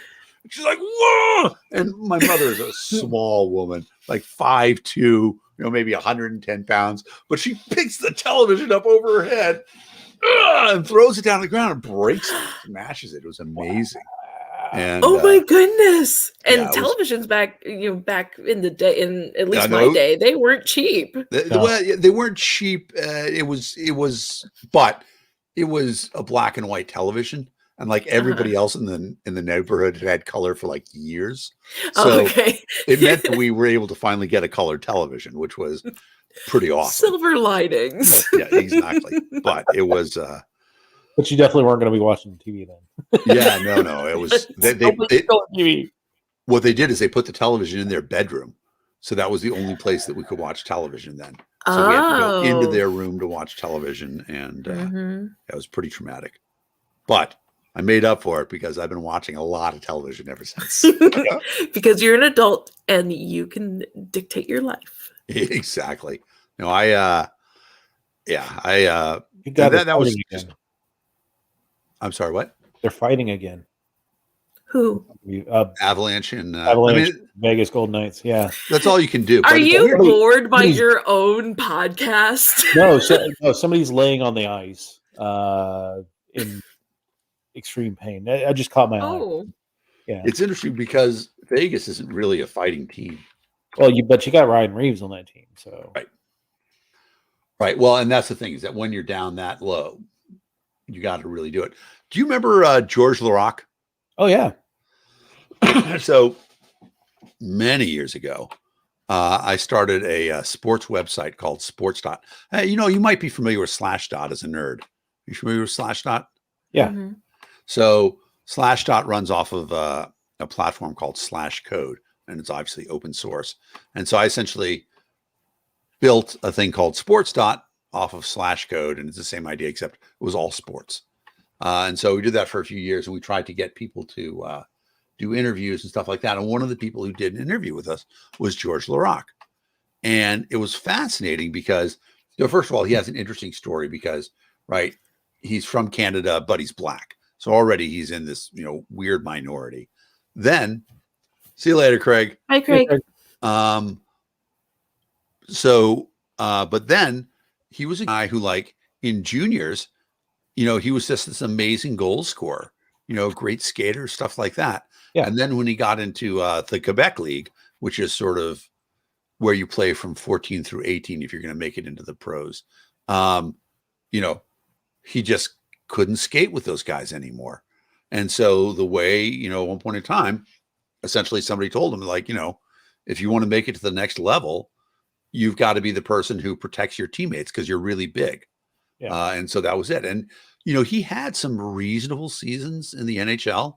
Oh, yeah. He had 39 points with Edmonton one year, which is, he's not just a goon. And what's really interesting about it is that now he's become really involved in politics. He's active in the Green Party, ran for office, stuff like that. But we did this really great interview where he talked about sort of the realization that, he wanted to play in the NHL, but he was never going to be a great goal scorer or anything else, even though, people have been feeding him that for like from when he was 6 till when he was 13. Yeah. So when I started my podcast, my hockey podcast, this other guy started a podcast in Montreal called Habs Tonight. And he invited me to check it out. And the thing with his podcast is that he's got Dale Weiss, former NHLer, on his podcast, and their first episode had George Laraque on it. Wow! And it was a great episode. Dale Weiss was talking about his rookie season. He was a roommate of Derek Bugard in New York with the New York Rangers, and Derek Bugard is a sad story. He was the quote unquote goon. They called him the boogeyman. He was, just a massive piece of humanity that would beat the hell out of people. Most feared fighter in the NHL. But he ended up with Jesus Christ, they're still fighting. Chronic encephalopathy from years of fighting and head injuries and stuff like that. And he, one of the things is that it causes you to lose reasoning and things like that, and he killed himself. Wow. But Dale Weiss was, he's like, I should have realized something when I was his roommate. It was his rookie camp, first year in the NHL. He was roommates with him, and he got into the room, and Derek Bugard was sitting in the room, dark, with nothing, like no TV, just sitting by himself in the dark. And he was kind of freaked out by it, like he was texting his dad, like, should I say something to him, or Yeah. But yeah, he was already in a bad place then. CT is pretty frightening. Oh yeah. So my posse in Massachusetts, a bunch of guys who all grew up in Marshfield. Shout out to those guys, and we're in all in the Fairview Fantasy Football League together, which I just won our 28th year. The league predates the internet. So they had a friend who made it to the NFL. Name is Sean Morey, and he was a special teamer, played for 12 years. But clearly at the end, I mean, they know now, I mean, he's got CTE, and he did because, Massachusetts and Boston, Boston has 3 NPR channels, which is ridiculous. But one of them did a great story on him, and they're talking with his wife about how, at one point in time, they were driving together with the family, and he has 2 little girls, and he got lost, and he didn't know where he was. His wife's trying to help him, but he's confused, and then he just got angry. And at one point in time, he rips the steering wheel off the car and starts banging it against the door and breaks the window and stuff like that. And just these rages that happen from CTE. And, and at that point in time, he's like, after that, I'm like, we have to separate because I don't want to be around my girls at that point in time. And, if I lost it and I don't know what happened, who's going to stop me? And, that sort of tragic omission is just, really, it's terrible. And, I still don't think that we are and we've acknowledged how much the NFL really knew about it early on. I do think that movie with Will Smith was excellent. But I said this, I've said this several times. I love football. I don't think I would ever let a child play, because just the danger right now is too high. And the thing about it is actually where it's the worst and where they don't have the real numbers yet is in college, because in high school, the parents advocate for the student. Hey, my kid shouldn't be playing right now. And in the pros, there's an agent and the team doesn't want a guy to get injured too badly. But in college, coaches could give 2 shits because, their job depends on winning. Yep. And, I look at, Troy Aikman is a great example of a guy who, left early because of concussions, but he got a concussion during a game against San Francisco, and he played the second half clearly with a concussion, has no memory of the game, played brilliantly, threw 3 touchdown passes in the second half. Cowboys went on to win. And so it's not necessarily that it impairs you, but what they know about CTE is that it's the concussion on top of concussion that is the damage. And all of the sports. I mean, I had a couple of concussions playing lacrosse. I played lacrosse in college, and that's a sport that's made for concussion, right? Somebody swings a stick at your head. But I mean, hockey's the same way. I mean, hockey is brutal. Yeah. I would rank that up.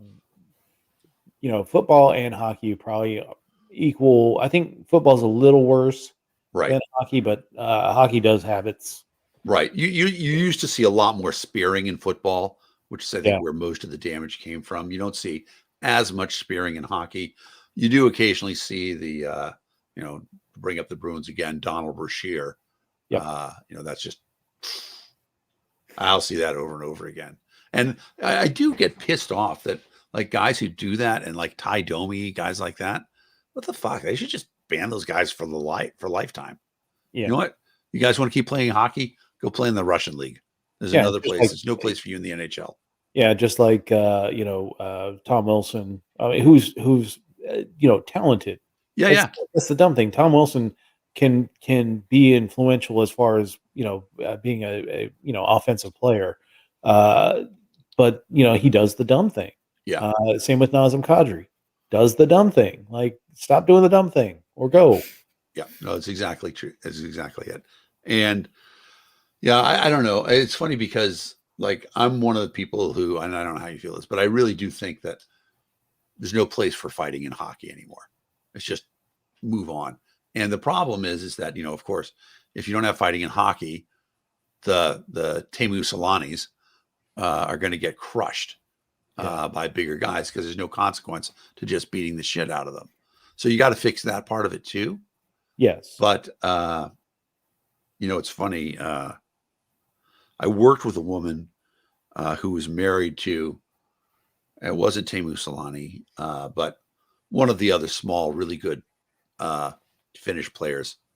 It's funny, I can't remember his name at all. But at one point in time, like we sort of had that conversation. I had it with her, not with her husband, and talk about the fact that it is unique to the American League, right? You don't fight. There's no fighting in international hockey. There's no fighting in Swedish or Finnish or Russian leagues, anything like that. It's only in the American leagues that they fight. And I guess Russia they do fight. Russia does fight though. Russia does? Oh yeah. There's been some really knockdown, drag out. But there have been guys who've been expelled from their league for stuff they've done on the ice. Interesting. Yeah. I've always thought that it would be nice, like one day, like there's going to be a hockey fight and like a guy's going to pull a bat out or something like that. They've already got a hockey stick, but or a knife, or he's got like the edge of his stick whittled down.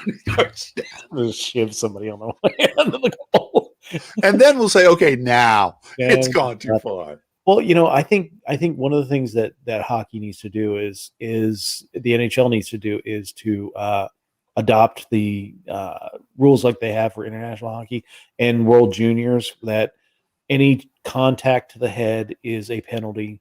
It doesn't matter if it was intentional or if you caught the shoulder first, but then you caught the head. You've got to be able to and when play, that's an automatic. The NFL has done a pretty good job on that. Yeah, automatic game misconduct, and then you miss the next game. That's so you're out that game, you're out the next game. It's more successful in a short tournament like the World Juniors because you miss a game, you could miss a medal round game, that type of thing. But if you make this an automatic penalty, then you're going to see this you're going to see penalties in playoffs that really affect a series. Well, and that's the other thing about hockey too, is that in an 82 game season, your chances of having concussion on top of concussion is much higher than even in football. Yeah, because you're playing 3 games a week instead of 1. Now, if you're you're not seeing the spearing issues, but NFL linemen every every play can get a concussion just, Yeah. from their job. Yep. And that's why Absolutely you're true. seeing some of those guys like, who was the guy that was the center for the big Steelers championships? God, I knew you were going to say it too, and I can't even remember his name. Webster, Webster, Mike Webster. Mike Webster. Yeah. Yeah, he went nuts. Got in a police chase and then Killed himself, right? he did. I think he crashed into an abutment and killed himself. Yeah, Right. It was. Yeah, it's tragic. Yeah. There's something else I wanted to talk about today. Yeah. I'm trying to remember what it was. Oh, so this is an interesting thing. So, we're doing that Memorial Day show thing tomorrow. Yeah. And, it's very interesting because, it was controversial among our board because, a lot of veterans hate Memorial Day, which wasn't a holiday. And the question is, do we want to talk about that? And we are going to, we're going to have some veterans talk about the fact that, it's almost like it was a holiday made up by the military industrial complex to allow us to trivialize what actually has happened, this tremendous loss of life. And there's this, I was at the Vietnam Memorial in 2018, and people leave letters on there. And I'm going to read you this one. I'm not going to put it up on the screen. But I got to warn you, it's really strong. It's going to make you both cry. Oh.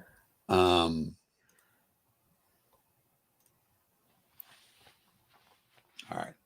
So this is what it is. And I tell you, like when I went there and I saw it the first time, I was overwhelmed by it. And it was this really frail hand and a beautiful card. And it had been stuck in the wall clearly, but it had fallen to the ground. It was open. I could see it. And my phone was dead because I've been walking around all day. So I transcribed and wrote it down. So, hey, lover, it's been 50 years since I saw you. I'm an old lady now, older than your grandma when she drove us to the movie for the first time. And when I saw her at your funeral, I wondered how she, as frail as she was, could stand there at the grave. Now I know because I'm old too. But not you. You're frozen in time. You're still the most beautiful boy I ever saw. And you made me promise when you left to remember that last look until you came back. But you never fucking came back. But I'm not writing this to be mad. I'm writing because I still love you. And I'll see you soon. And I promise I'd write you until we were back together. Not too long now. My love, Sarah. Mm. And so, I think about Memorial Day and this sort of bullshit of the young men and women who we've sent off to die. And, we remember them, but the grief doesn't end there either, right? It's the whole family that's devastated. Yep. And, kids growing up without parents and people growing up without partners and the promise of lives and this stupid shit that we do, these wars that we fight for, I don't know. And so that's what we're going to do tomorrow is we're going to talk about it. We're going to say, look, don't let Memorial Day be a celebration. Let it be a promise let it be our fight to save all these kids in the future, to stop this madness. I have a friend who, her dad came back and he was pretty fucked up. And most of her childhood was spent, trying to keep her dad from killing himself, which is not a burden that, a little girl should have. No. And, like she'd make jokes and she'd, have to keep peace and stuff like that. And, hide his alcohol and all those other things that, kids have to do. And it's just, terrible. And, it's funny because, she's a mom now. And that was sort of, she reached a point at which she's like, you know what?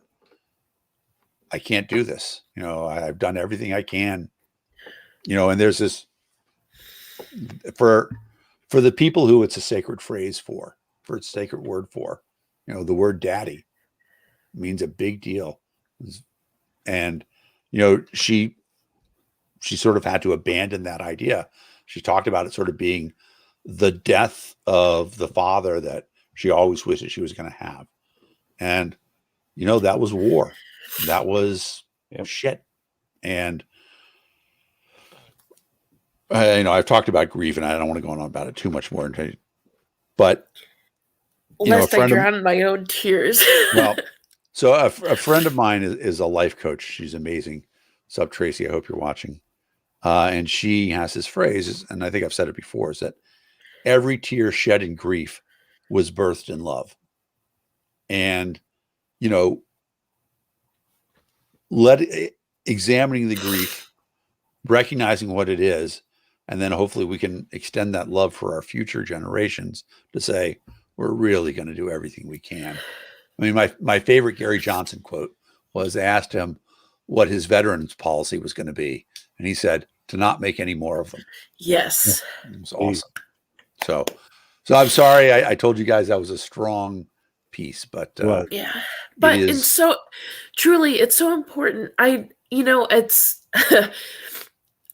having grown up in a non-political family, leaning Republican, I fell prey to a lot of the propaganda machine. Yep. And it didn't even occur to me to think that Memorial Day, which, the idea of honoring the fallen, I mean, it's sacred. How could you, I didn't even think of putting it together as a propaganda technique. Yeah. And how insidious and manipulative and disgusting. Yep. And I mean, that's what it is, that if it didn't have stuff like that behind it, we probably would get rid of war in a democracy. Yeah. So there's a controversial statement that two democracies have never gone to war. It's not 100% true, but it's mostly true. Yeah. Two democracies haven't had a major drop down, drag out war. Democratic peace theory. Yeah. Yeah. Because exactly. You've got too much to lose. And if you're wealthy, if your society is wealthy, you've got too much to lose. I don't want to glorify aspects of warfare, but during the Balkans crisis, when America got involved, there was a point in time at which to get the Serbians to come to the table, the Americans bombed every bridge in Sarajevo so that you couldn't get from one side of the river to the other. And then they did this really cool shit that essentially dropped tinfoil confetti around the electrical power plants. And it creates a field that causes the electrical power plants to short themselves out. So now the biggest city has no power and they can't get across the bridge. And so sure enough, after 2 days of that, they're like, all right, fuck it. We don't want to fight anymore. Yeah. Wow. Yeah, it's a big deal. And it was that sort of thing that, war is only possible if people aren't aware of what's actually going on. And, something that we should be aware of is that we, the Liberty Movement, we are the direct descendants of the hippies. And the hippies stopped a war, right? I mean, they stopped having, because they made it real. And before that, you can argue that World War II was a popular war. People rushed to sign off and stuff like that. But it was popular because people didn't know anything about it, right? You don't know what a war really is until the veterans come home. And also the government manipulating the economy for a decade prior to it. And right. People with no jobs, they gravitated towards it. Right, exactly. Right. It was an opportunity, and And let's not forget that illiteracy was still a very huge problem. And so how disingenuous was, signing a piece of paper. Right. And that, we do have this whole thing of sort of glorifying war. Even now you hear people talk about, the glorious Cavaliers in the South, which is, really hidden things of, I want racism to come back. Yeah. But, the the sword and the guy leading the cavalry charge and all that shit. And, Vietnam, the kids refused to play that. And they talked about it and they said, we're not going to do this anymore. And, for all intents and purposes, they ended the draft.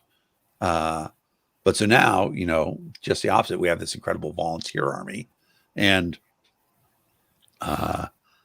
people did sign up for it. And so we say to ourselves, well, at least it's not, conscription's obviously the second worst violation of liberty in the history of the country. But, you have the volunteers and, incredible medical technology. So we have a lot of wounded, but we don't have a lot of fatalities. And, the United States learned how to make war sanitized so that when we had, Desert Storm, we had Iraq and we had Afghanistan, that it never seemed that bad because they kept it clean. And having worked with veterans for years now, it's I've read their files. I've seen what hear them talk about. The one thing that will always kill me is there was this one guy that was filing a claim for PTSD. Read his medical file. He was the air traffic controller in Helmand province. Yep. And he writes this long essay about what happened. He's talking about hey, my best friend was in the air traffic control center with me, and we were having a great time. He was helicopter pilot. We were like 2 weeks from going home, and he's they're ebullient, and then there was a thing that came over the radio, said, hey, we got guys pinned down a few miles away, we need air support. So the helicopter pilot takes off, all their friends come, all of his buddies go on this helicopter mission, and as the air traffic controller, he's in contact with them the entire flight. They get over the site and it's hit by a RPG or a missile or something, and he hears the men screaming as they go down, and the guy, the pilot, radioing and saying, please tell my wife I love her. Yeah. And hears them crash into the side of the mountain. All of them are killed. And it was one of those massive helicopters that had like 15 people on it. Yep. I can't watch war movies for that reason. Like, I had to. I mean, I went home after I read that. I was like, I gotta go. I can't. Yeah. Just kills me. Just thinking about that. Yep. It makes me angry. It makes me angry. There are people who went to Afghanistan after 9/11 who can retire from the military with full benefits, full military retirement. Yep. It's interesting because I, right after 9/11, I wanted to do something because, what happened there was terrible. We can make the arguments for blowback, et cetera, but I do think that retaliation was reasonable. And of course, at the time I was, 2011, 2001, I was 34, 33, about to turn 34. So no future for me in the Army. But then I thought, you know what? I have mad computer skills. I could join the FBI. They could use somebody like me and I could make a difference there. And my wife's like, no, it's ridiculous. You shouldn't be out and doing something like that. She's like, really, listen to what the president said. The best thing you could be doing is making a lot of money and supporting the economy by doing that, which, a little bit of a cop out. But I've thought about the fact that was, 20 years ago, right? This year is going to be the 20th anniversary of 9/11. And if I joined the FBI, I'd be finishing up my 20. And who knows? Because FBI agents only do 20 as well. Most of the federal like law enforcement services only do 20. Right. It's I mean, there is a obviously, depending on what you do, you can stay on longer if you're in the upper echelon. But yeah, most general agents are out at 20. Yep. Yep. Yeah. Yeah. Same with OIG as well. They're 20 years and done. Yep. And it's interesting too, because I think about that a lot now. Like I think about where cybersecurity is now. I'm like, if I'd gone over to the FBI then, I almost certainly would have done cybersecurity. And at that time, I was like, I was still more of a Unix nerd than I was a programmer. I mean, I've been programming, but and so it would have been very interesting. I think about that a lot. You never know that road you didn't go down. Yeah, exactly. All right, you guys have been on for 2 hours. You're probably done. Yeah. All right. Well, sorry to come in and make everybody's nose run, but no, it's all good. It's all good. And that's Yes. the reason why we've got to remember Memorial Day. Yes. I hate when people say Happy Memorial Day because there's nothing happy when you think about it. When you truly think about what's the reason for the season, there's nothing to be happy about. My favorite Larry Sharp quote is he said, always freaks me out when people say, thank you for your service. He's like, because that's meaningless. He said, so what I say to people is, they tell me that they're a veteran. I say, I'm glad you made it home, and that's meaningful to every veteran. Yes. All right. Well, good night, guys. Always a pleasure to see both of you. Yes. And, Good to see you. Look Thanks forward to our meeting in person someday soon. Yes, absolutely. Thanks everyone for joining us on the After Dark show. We'll see you next week. Again, the political deep dive will be moving to LPTV next week. And we'll be broadcasting from Chicago, the LNC meeting there, and talking about to at least Tim Hagen. I know Tim Hagen and a couple other people will probably get interviews with over the weekend. So, Joe Jorgensen's going to be there. I will set something up for you with that. Oh God, please. Yep. That'll be awesome. All right. So anyway, we'll be here. Actually, no deep dive after dark program next week because I'll be sleeping at that point, getting ready to drive back to West Virginia. So, but anyway, thanks everyone for joining us, and we'll talk to you next week. Bye.